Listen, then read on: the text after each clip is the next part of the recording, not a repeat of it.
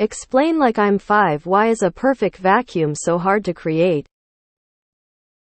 My university has a sputtering machine, which is this crazy expensive piece of equipment that has to have a really strong vacuum pump and wacky copper seals, and if it loses power for even a minute, it has to spend 16 hours pumping its vacuum back down.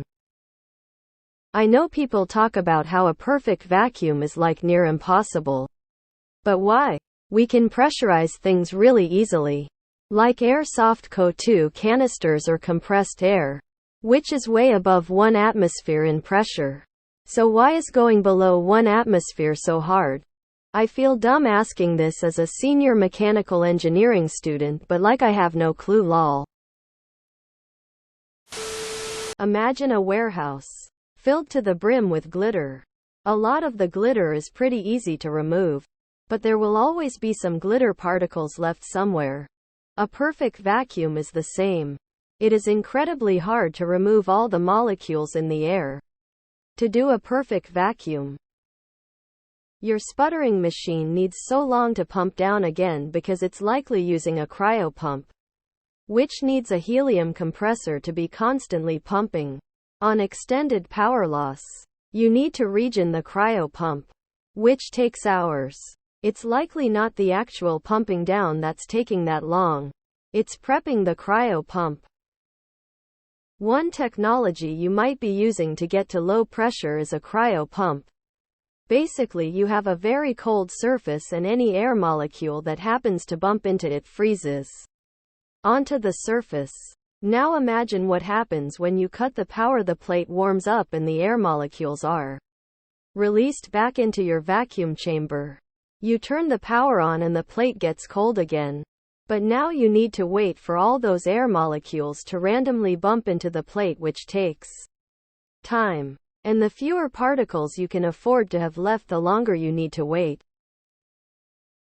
Hydrogen, just based on the physics of turbo pumps and diffusion pumps alone. Hydrogen is near impossible to actually remove from space entirely. One of the ways UHV chambers which analyze hydrogen are made is by using either titanium-coated insides or making the whole vessel out of titanium, which picks up hydrogen quite easily, so you can get down to super low levels of hydrogen.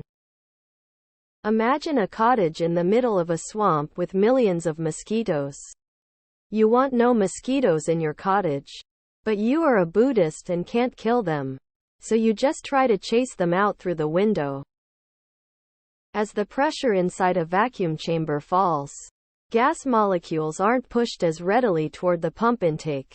Additionally, upon striking the wall of the container, most gas molecules rebound in a direction that is close to perpendicular to the surface it struck, and the chances of that molecule happening upon the pump intake becomes smaller the less gas there is in the container.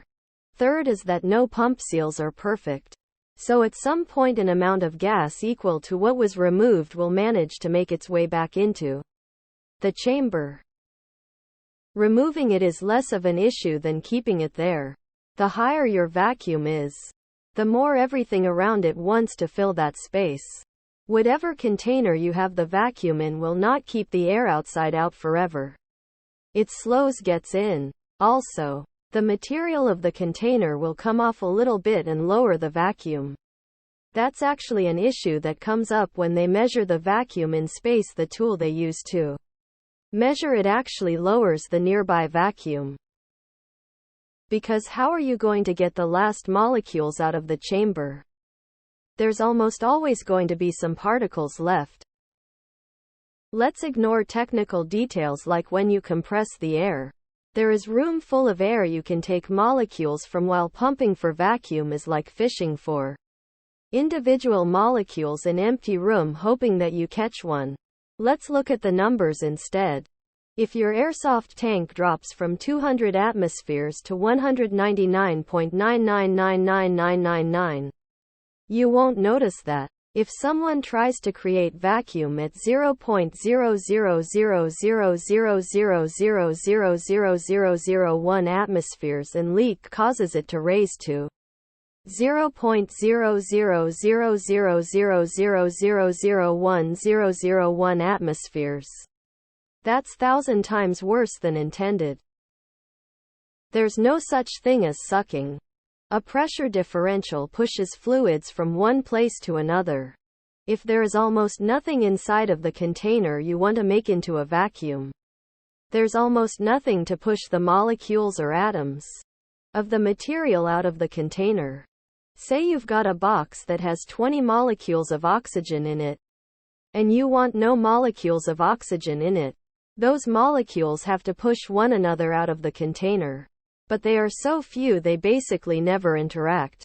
There's no other physical force that will move them out of the container.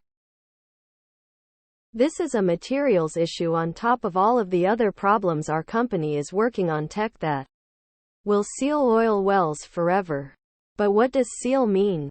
To get our equipment ready to measure means a leak rate equal to 0.0000% per 15 minutes. This is with sensors that are only accurate to a couple hundred psi. What about dynamic accuracy? No one tests or can measure it. Fuck doing it. Proving you did it is impossible. I haven't seen anyone address the mathematical difference of increasing pressure versus decreasing. So I'll take a shot at it. I imagine increasing pressure to 2 atmospheres would be roughly the same work as decreasing to 1/2. An atmosphere. Creating a vacuum at 1 torr is, according to Google, 1760 of our atmosphere. Comparing that work to compressing 760 atmospheres is roughly 11,169 psi. Quick Googling shows I can buy an industrial compressor that gets to 6,000 psi. Going higher pressure or lower vacuum gets you into the specialized equipment y'all are talking about already. I remember when I was an intern in the physics department's solid-state lab that they'd pump down as far as they could go, then chill the vessel to very cold temperatures, which would cause an ever deeper vacuum. Alpha Phoenix is a solid channel to watch a smart guy explain smart things in an easy way, and works with a big OL vacuum chamber. Oh man. I was an intern in an analytical microscopy lab and was running an SEM. I filled the dewar with lane 2 and started pulling the vacuum on the retort.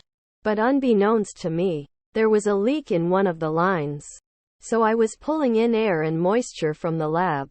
Contaminated the system, and it was down for service for about a week. Felt awful. But as my boss said, there was no way to know until it happened. How you gonna get all the stuff out? Can we get back to the 100 words or less explanations like I'm actually 5, please? My ADHD brain is getting lost with this sub. The problem with creating a vacuum is that it's impossible to pull a gas. Anytime you think you're pulling a gas, like sucking air through a straw, it's actually the air outside the straw pushing on the air inside the straw into your mouth. When you're trying to create a perfect vacuum, eventually there isn't enough air left inside the chamber to push the rest of the air through the pump. Because a perfect vacuum is an absolute absence of matter, there are no molecules flying around to create pressure as they bump into shit. Even a good vacuum still has a 2 of molecules flying around. You actually have to remove those to create vacuum. That is really hard to do. Imagine you have a room filled with cats and furniture. You may be easily able to scare and cajole most of the cats out of the room. But there are always going to be some hidden in places you wouldn't expect, or can't easily reach them. The last 10 of the work requires 90 of the effort.